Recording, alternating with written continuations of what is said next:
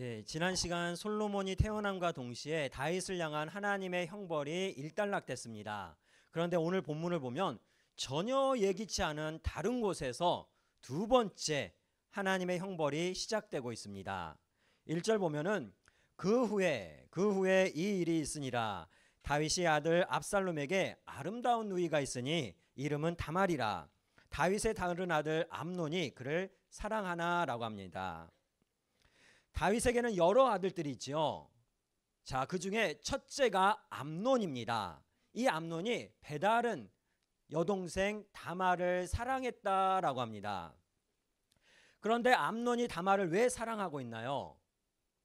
다말이 예뻐서, 아름다워서. 참고로 이 아름답다라는 말은 무슨 말이죠? 나답다라는 말입니다. 즉 가장 아름다운 상태는 가장 자기다울 때, 나다울 때 아름다운 겁니다. 넘어가서 성경을 보면은 다말뿐만 아니라 다말의 오빠 압살롬도 굉장히 멋있는 남자, 아름다운 남자라고 소개하고 있습니다. 오빠가 그 정도인데 그 여동생은 얼마나 더 아름답고 더 사랑스러웠을까요? 그런데 문제가 있습니다. 암논에게 문제가 있는 거죠. 2절 상반절을 보면은 그는 처녀이므로 어찌할 수 없는 줄을 알고 라고 합니다. 이게 무슨 말인가요? 여기서 처녀라는 말은 단순히 결혼하지 않은 여자, 여기에만 의미가 국한된 것이 아닙니다. 이 당시에 한 15살 정도 되었던 다말이라는 여인이 굉장히 정숙했다라는 겁니다. 오늘날로 치면 나이가 굉장히 어린 편인데 그럼에도 불구하고 다말의 몸가짐과 행동거지가 굉장히 발랐다라는 것이죠. 그렇다 보니까 웬만해서는 다말을 만나는 것이 개인적으로 대면하고 이야기하는 것이 쉽지가 않았던 겁니다. 암논이 어떻게 되나요? 2절 후반절을 보면 그 누의 다말 때문에 우라로 말미암아 병이 되나니. 암논이 다말을 보고 싶은데 볼 수가 있나요? 쉽게 못 봅니다. 보고 싶은데 보지 못하니까 마음에서 무슨 병이 나요? 바로 해석하시네요. 여기 성경에 우라병이라고 했는데 상사병이 난 겁니다. 상사병. 어떠신가요? 다들 우리 결혼하신 분들은 이 정도 경험은 있으신 거죠? 너무 보고 싶어가지고 마음이 어지럽고 입맛도 없고 잠도 안 오고 눈만 감으면 다말이 왔다 갔다 하고 다 그렇습니다. 우리 인생이 그렇습니다. 청소년기가 되면 이성에 대한 관심이 점점점 커지지요. 그리고 청년기가 되면 눈이 충혈되기 시작합니다. 왜죠? 혈안이 됩니다. 혈안. 나의 짝이 어디 있느냐 찾으려고 청년들의 눈빛이 아닌 것 같지만 내 짝을 찾기 위해서 혈안이 되어 갑니다. 그러다가 결혼 정년기가 되면 그 충혈되었던 눈에 뭐가 쓰이나요? 콩깍지. 제 눈에 안경이 쓰입니다. 그래서 그 사람 빼고는 다른 사람들은 안 보입니다. 잘못된 게 아니라 하나님께서 그렇게 만들어 놓으신 겁니다. 그런데 중요한 것은 오늘 다말을 향한 암논의 사랑이 진짜 사랑이었을까요? 오늘 말씀을 쭉 보셔서 아시겠지만 암논의 사랑은 시작부터가 뒤틀린 사랑이었습니다. 왜냐하면 레위기 18장 9절을 보면은 하나님께서는 율법을 통해서 근친혼을 금지하고 계시기 때문입니다.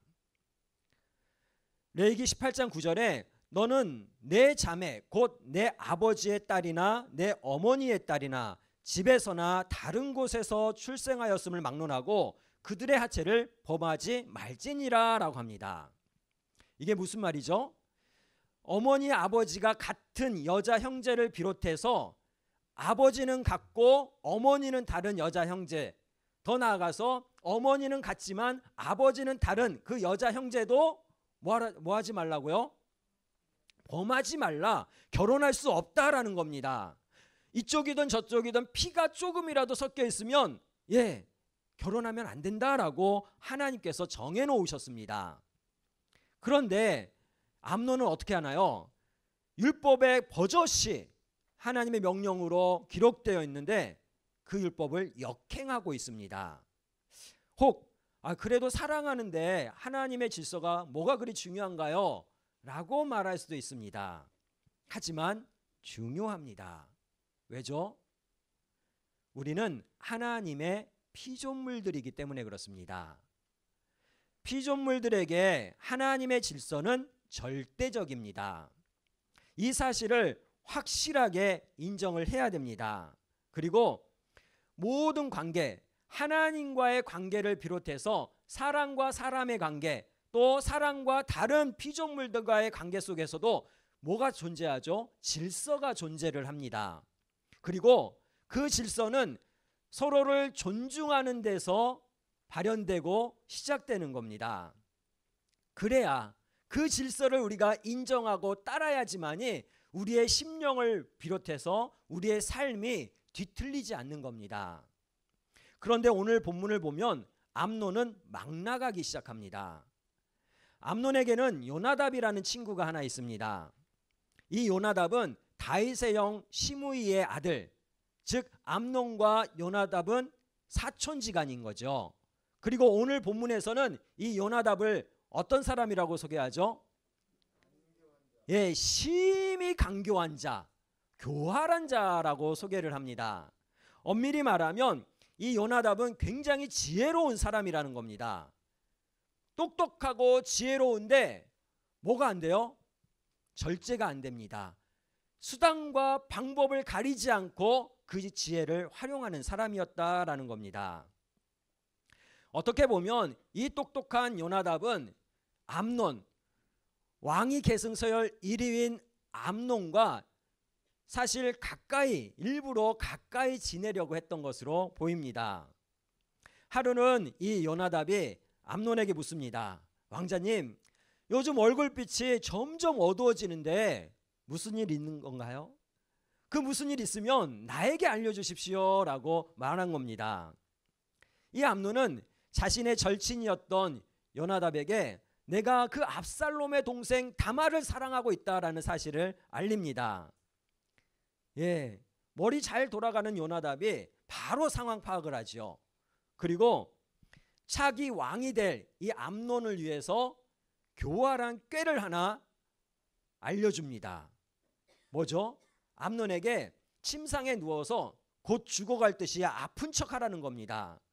그리고 왕이 살피러 오면은 부탁을 하라는 것이죠.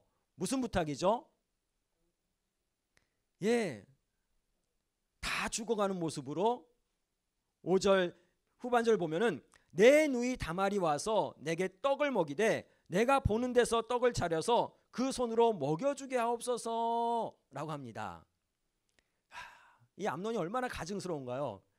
그냥 죽먹을 힘조차 없는 것처럼 정말 다 죽어가는 모습으로 다말에게 과자 2개 정도 그냥 구워가지고 직접 좀 먹여주게 해달라고 그런 부탁을 합니다. 요나답은 어떻게 보면 암논에게 있어서는 아버지이자 이스라엘의 왕을 속이는 대담한 계략을 세워준 겁니다. 그럼에도 불구하고 이 암논은 망설이지 않고 요나답의 말대로 바로 실행을 하지요. 침상에 누워서 아픈 척합니다. 당연히 아버지가 병문안을 찾아옵니다. 그리고 다말을 보내달라고 요청을 하는 것이지요. 다윗이 어떡하죠? 아들 보니까 이대로 놔뒀다가는 큰일 날 것 같습니다. 그래서 오늘 7절 보면은 다윗이 사람을 그의 집으로 보내 다말에게 이르되 이제 내 오라버니 암논의 집으로 가서 그를 위하여 음식을 차리라 한지라. 이스라엘 문화에서 여인이 음식을 만드는 데 초청되어 가는 건 굉장히 자랑스럽고 영광스러운 일입니다. 우리 문화에서도 마찬가지죠.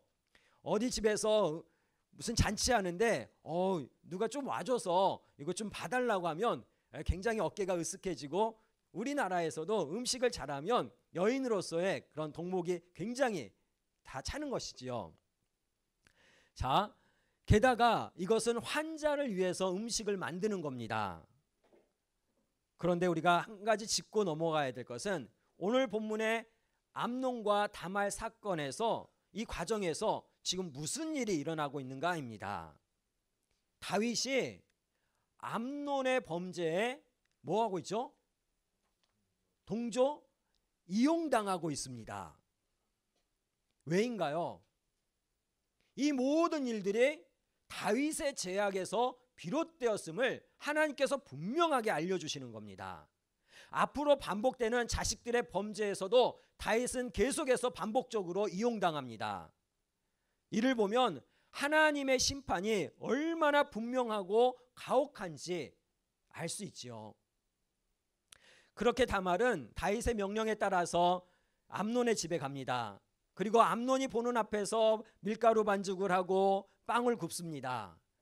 냄새가, 맛있는 냄새가 온 집안에 가득 채우는데 암논은 음식에 관심이 있나요, 없나요? 없습니다. 음식을 다 만들어서 암논 앞에, 식탁 앞에 딱 펼쳐놓으니까 암논이 안 먹습니다. 내다보지도 않습니다. 그러면서 침상에 누워가지고 뭐라고 하나요? 밖에 있는 놈들 다 나가라고 합니다. 그리고 거실에 있는 다말에게 그 과자 이 침실로 가지고 들어와서 먹여달라고 합니다. 오늘 11절 말씀 보면 그에게 먹이려고 가까이 가지고 갈 때 암논이 그를 붙잡고 그에게 이르되 나의 누이야 와서 나와 동침하자 하는지라. 다말이 음식을 가지고 침상에 가까이 오니까 암논이 어떡하죠? 그 다 죽어가던 암논이 벌떡 일어나서 그냥 다말을 끌어안고 같이 자자고 지금 그러는 겁니다. 다말이 얼마나 놀랐을까요?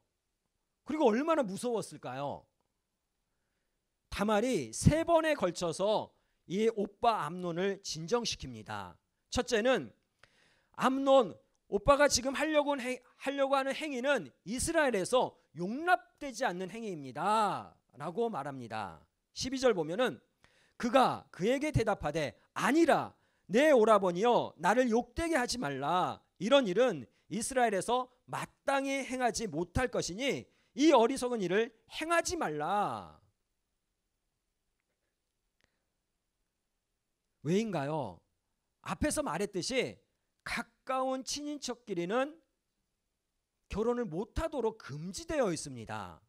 더 나아가서 친인척이 아니더라도 이렇게 강제적으로 폭력적으로 하는 것은 범죄입니다. 따라서 이스라엘에서는 이런 범죄에 대해서는 그 누구도 용납하지 않는 일이니 그런 악한 일을 하지 말라라고 지금 말하고 있는 겁니다. 둘째는 우리 둘 다 비참해질 수 있다라는 겁니다. 13절 상반절 보면은 내가 이 수치를 지니고 어디로 가겠느냐? 너도 이스라엘에서 어리석은 자 중에 하나가 되리라. 이 행위는 다말에게 평생 지울 수 없는 부끄러움을 덮어 씌우는 겁니다. 다말뿐인가요? 암논도 마찬가지입니다. 암논도 이스라엘 모든 사람들에게 분노를 사게 되는 거지요. 그러니 멈추라는 겁니다.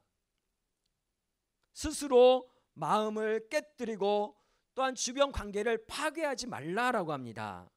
더 나아가 이 한순간의 잘못으로 다말은 이 공주라는 영광을 잃어버리게 되고 암논도 왕자의 영광, 더 나아가서 왕위 계승서열 1위의 영광도 사라져버리게 되는 겁니다.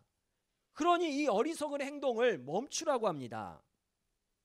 그리고 세 번째는 조금만 참고, 오빠 조금만 참고 아버지에게 나를 달라고 요구하세요 라고 말합니다. 13절 후반절 보면은 이에 청하건대 왕께 말하라. 그가 나를 내게 주시기를 거절하지 아니하시리라. 조금만 참고 정식 절차를 밟아서 아버지에게 나를 달라고 하면 아버지가 거절하지 않을 거야. 그러니까 조금만 참아 라고 말하는 거죠. 근데 다윗이 허락할까요? 율법이 금한 일을 다윗은 허락할 리가 없습니다. 그럼에도 불구하고 다말이 이렇게 말하는 것은 그만큼 지금 어떤 상황이죠? 네, 너무 무섭고 다급한 상황이었다라는 겁니다. 하지만 암논은 이렇게 예언하는 다말을 힘으로 제압하고 동침을 합니다. 암논에게 있어서 다말에 대한 어떠한 존중도 찾아볼 수가 없습니다. 암논의 폭력은 암논이 다말의 마음이나 성품에는 아무런 관심이 없었다라는 것을 증명해 주는 것이죠. 이어지는 내용은 뒤틀린 사랑이 얼마나 끔찍한 파괴력을 가지고 있는지를 알려줍니다. 15절 보면 그리고 암논이 그를 심히 미워하니 이제 미워하는 미움이 전에 사랑하는 사랑보다 더한지라 암논이 그에게 이르되 일어나 가라 하니 지금 뭐하고 있죠? 볼일 다 끝났으니까 썩 꺼지라는 겁니다. 아니 상사병이 날 정도로 그렇게 사랑했던 다말을 왜 갑자기 이렇게 차갑게 대하는 걸까요? 차갑게 대하는 것을 넘어서 지금 미워하고 있다라고 말하고 있습니다. 더 나아가서 그 미움이 전에 상사병이 날 정도로 사랑했던 그 사랑의 감정보다 더 크게 지금 미워하고 있다라는 겁니다. 왜 그런가요? 암논에게 있어서 다말은 사랑의 대상이 아니었던 겁니다. 자신의 욕망을 채우기 위한 수단에 불과했던 것이지요. 오로지 다말의 육신을 탐했고 수단과 방법을 가리지 않고 그것을 정복하고 소유하려고 했던 겁니다. 따라서 이 암논의 사랑은 자신의 탐욕과 추악함과 폭력을 가리는 포장지에 불과했던 겁니다. 더 나아가서 이런 뒤틀린 사랑은 허무함을 남겨줍니다. 그리고 몰아치는 죄책감과 혐오감 그런 것들을 불러일으키게 됩니다. 다말을 보니까 어떤가요? 너무 허무한 겁니다. 그리고 다말을 보니까 자신에게 있어서 죄책감과 허무감이 너무 커지는 겁니다. 그래서 다말을 봐줄 수가 없는 거죠. 자, 그렇다면 나는 지금 어떤 사랑을 하고 있나요? 우리가 사랑하면 사랑할수록 우리 안에 자유와 평안이 커지는 그런 사랑을 하고 있나요? 아니면 사랑을 하는데 죄책감과 미움과 허무함이 커지는 그런 사랑을 하고 있나요?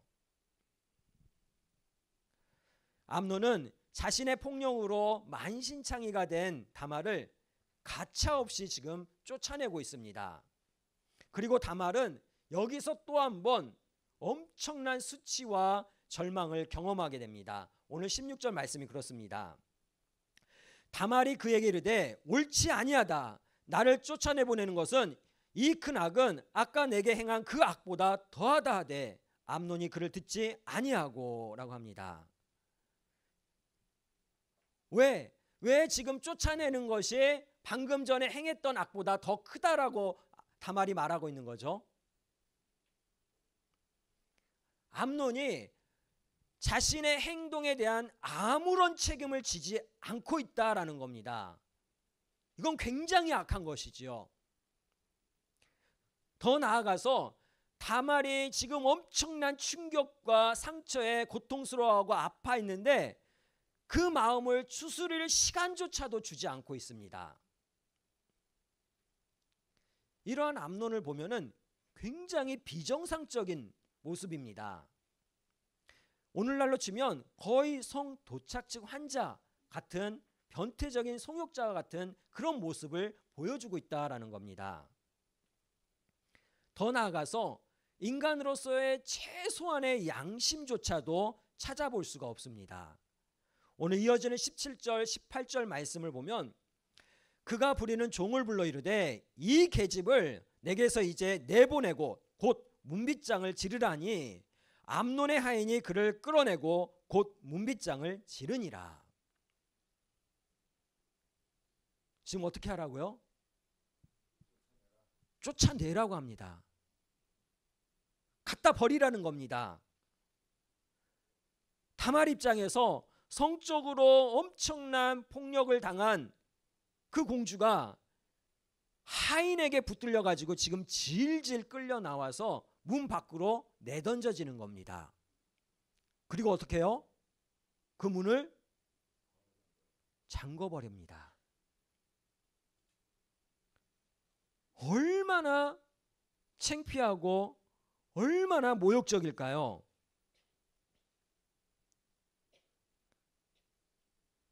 오늘 말씀을 보면 이 암논은 처음부터 끝까지 다말을 존중하는 것이 눈꼽만큼도 없습니다.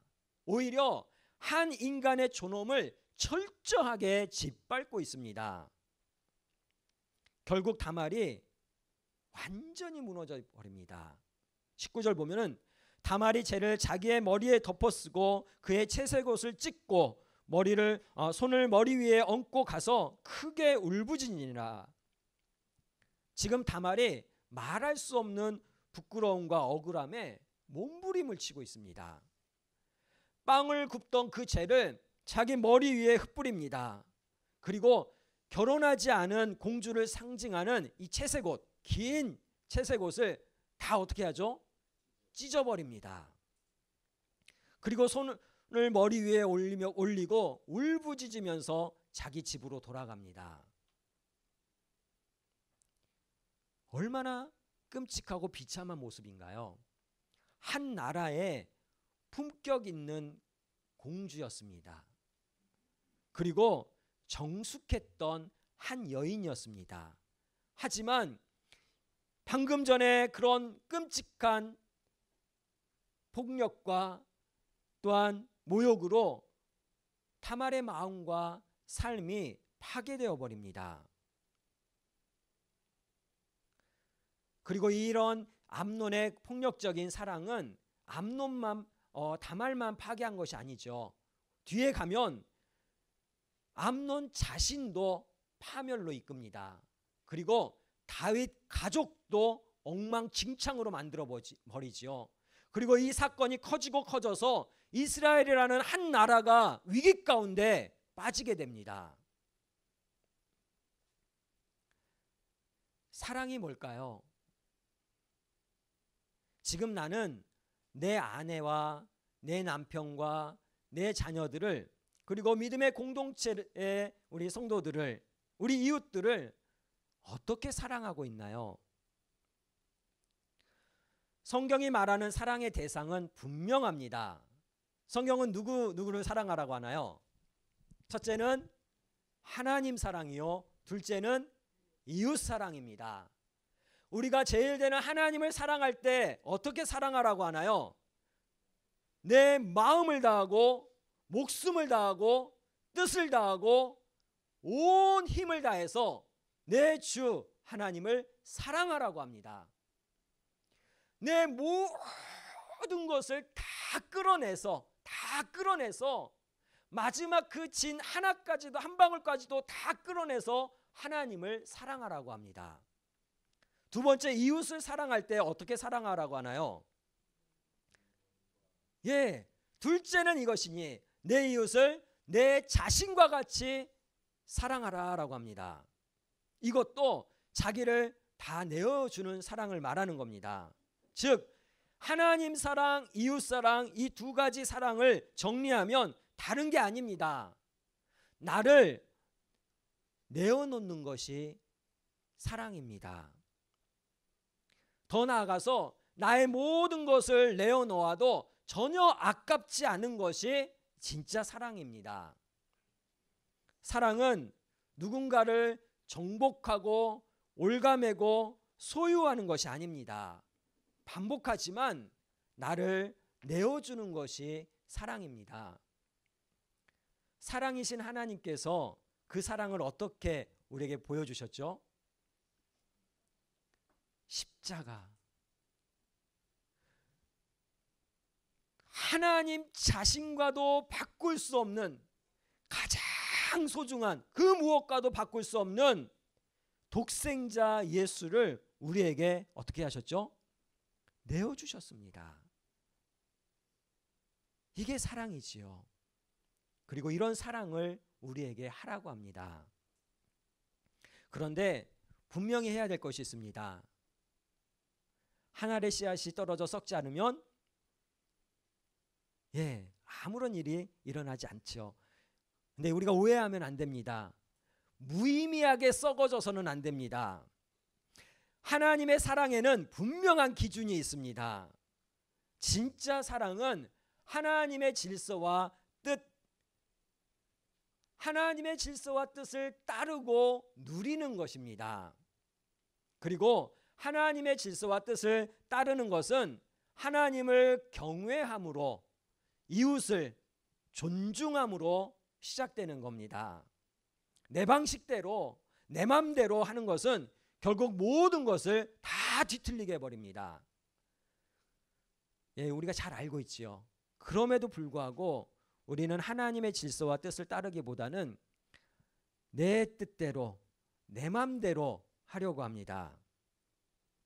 그래서 우리는 항상 마음속에 뭐가 있죠? 아까 암놈처럼 우라가 있습니다. 우라.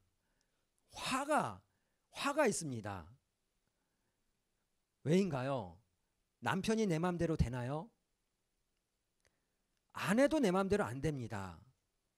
더 나아가 내 배 아파서 난 내 자식이 내 맘대로 되나요? 더더욱 안 됩니다. 애들도 다 고개를 이렇게 흔들고 있습니다. 너희들은 흔들면 안 돼요. 부모님에게는 순종해야 돼요. 그게 질서예요. 자, 하나같이 내 마음대로 안 됩니다. 그럼 이 정도 되면 누가 문제일까요? 누가 문제죠? 내가 문제죠. 내가. 잘 생각해야 됩니다. 탐욕과 고집으로 가득한 나 중심적인 사랑은 나를 병들게 할 뿐만 아니라 나의 행동 하나와 나의 말, 언행 한마디가 누군가에게는 끔찍한 폭력이 될 수 있다라는 사실입니다. 지금 내가 어떤 사랑을 하고 있는지 돌아봐야 됩니다. 그리고 그게 뒤틀린 사랑이라면, 나의 욕망과 폭력을 감추고 있는 그런 사랑이라면 멈춰야 됩니다. 그 대신 하나님의 뜻과 질서를 따라야 됩니다. 어차피 이 세상이나 사람은 내 맘대로 되는 것이 아닙니다. 결국에는 하나님의 질서와 섭리 아래 각자의 자리를 찾아가게 되어 있습니다. 내가 아무리 맞고 내 맘대로 어떻게 해보려고 해도 우리는 하나님의 그런 질서와 섭리를 거스릴 수 없습니다. 때론 나를 포기하고 내려놓는 사랑이 아프지요. 하지만 진짜 사랑은 그 아픔까지도 보람과 행복으로 바꿔버립니다. 더 나아가서 하나님을 소망하고 하나님을 의지하고 사랑할 때 회복이 일어나고 치유가 일어나는 진짜 자유와 평안을 누리는 사랑을 하게 됩니다. 그리고 우리 안에는 이미 하나님께서 부어주신 어마어마한 하나님의 사랑이 있습니다. 무슨 사랑이죠? 예수 십자가의 사랑이 이미 우리 안에 있습니다. 이제는 그 사랑을 누리고 나누면 되는 것이지요. 그러므로 내 마음대로 뒤틀린 사랑을 하면서 아파하는 것이 아니라 정말 우리 모두가 하나님의 질서대로 하나님의 뜻 안에서 서로 존중하고 나를 내어주는 참사랑, 정말 아름다운 사랑을 하는 우리 모두가 되기를 주님의 이름으로 축복합니다.